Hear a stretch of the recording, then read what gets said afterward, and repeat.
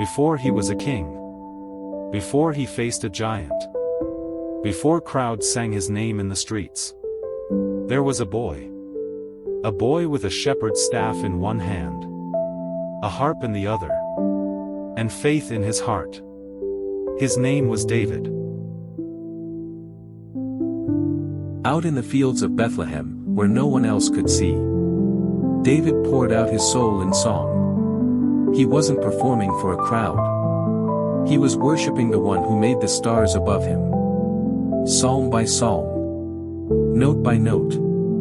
He was learning how to hear God's voice in silence. How to trust God in solitude. But what David didn't know is that while he was playing songs, God was preparing him for battles. Then came the lion. Not a symbol. Not a metaphor. A living, breathing predator, muscle, teeth, fury. Its roar split the stillness. Its eyes, locked on a lamb, helpless, trembling. And then, with a sudden blur of motion, it pounced. But David didn't freeze. He didn't flinch. He didn't wait for help. Direct hit, he ran toward the danger. He chased the lion through the dust and thorns. He struck it, not with military training or polished weapons, but with raw courage and unwavering faith. He tore the lamb from its jaws, defiant in the face of death. And when the lion turned on him, snarling, rage ignited, David didn't back down. He reached out, seized its mane, and drove it to the ground. With bare hands and burning purpose, he killed it. Later, a bear came, larger, heavier, just as savage. The story did not change. It ended the same. Collision, no armor. No army. No applause. No spotlight. Just a shepherd's sling. A heart trained in the fields.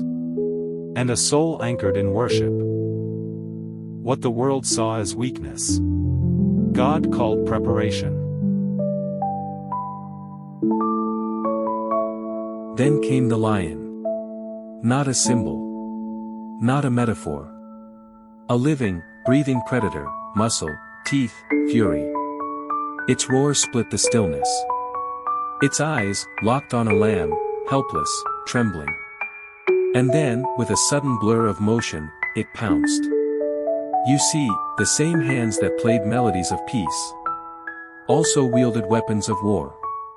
The fingers that danced across harp strings, soothing restless kings and silencing evil spirits, were the same hands that gripped a sling, that pulled a sword from a fallen giant. Hands that brought comfort, also brought conquest. Because David knew something we often forget. Worship is not weakness, it is warfare. The secret place is a training ground. Songs of surrender prepare you for storms of struggle. Worship trains your hands for battle. In the presence of God, your aim becomes steady. Your spirit sharpens. Your fear fades. And faith? Faith doesn't just feel good, it prepares you. Faith anchors your heart when danger is near. Faith teaches you how to stand when others flee. Faith whispers, God is with you. Even as giants shout threats in the valley. David didn't just learn to fight in the field. He learned to worship there. He didn't just defeat Goliath with a stone. He defeated fear long before with a song. When a lion or a bear came and carried off a sheep, I went after it, struck it, and killed it. The Lord who rescued me from the paw of the lion and the bear will rescue me from the hand of this Philistine. David understood that every hidden moment had purpose. Every lonely field, every song, every battle in secret. It was preparation for something greater. That's why David could write, "The Lord is my shepherd, I lack nothing." Psalm 23 verse 1. He had lived those words. He knew what it meant to walk through the valley of shadows. and fear no evil. He knew what it meant to have a table prepared before him, in the presence of lions, bears, and giants. Maybe your life feels like a quiet field. Unseen. Uncelebrated. Ordinary. Maybe your music is unheard. Your battles, unnoticed.